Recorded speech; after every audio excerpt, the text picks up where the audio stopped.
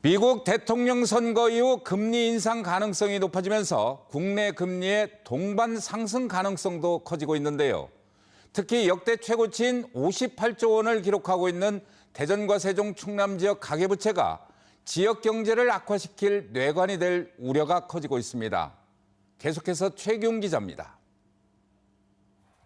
미국 대통령 선거 이후 이른바 트럼프발 재정지출 확대 정책으로 미국 중앙은행인 연방준비제도의 연내 금리 인상 가능성이 높아지면서 국내 금리도 동반 상승할 가능성이 커지고 있습니다.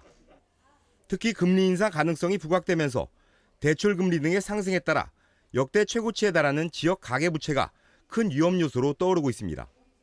대전 지역 가계부채가 22조 4천억 원에 달하는 등 대전과 세종, 충남 지역 전체로는 58조 원을 돌파했고 이 가운데 주택담보대출이 30조 4천억 원으로 절반을 넘어섰습니다.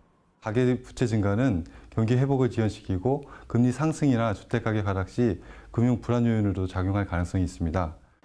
또 취약계층이 주로 이용하는 저축은행 등 이금융권 대출이 대전과 세종, 충남 지역 전체로는 24조 5천억 원에 달해 금융 수요자들의 집담 부실 가능성도 높아지고 있습니다. 특히 가계부채의 질도 문제입니다. 가계부채 가운데 부동산이 차지하는 비중이 높아 그만큼 부실에 더 취약할 수 있기 때문입니다. 실제 충청권 가계부채는 실물자산 비중이 전국 평균보다 1%포인트가량 높고 특히 주택가격 대비 금융부채 비율이 30%에 달하고 있습니다. 주택가격이 하락세로 전환된다고 했을 때는 그러면 이제 가계 재정에 아주 큰 영향을 미치면서 주택가격의 하락을 더 가속화하는 가계부채 부담이 지역 경제를 약화시키는 뇌관이 되기 전에 고정금리와 분할 상환 위주로 대출 구조를 개선해야 합니다.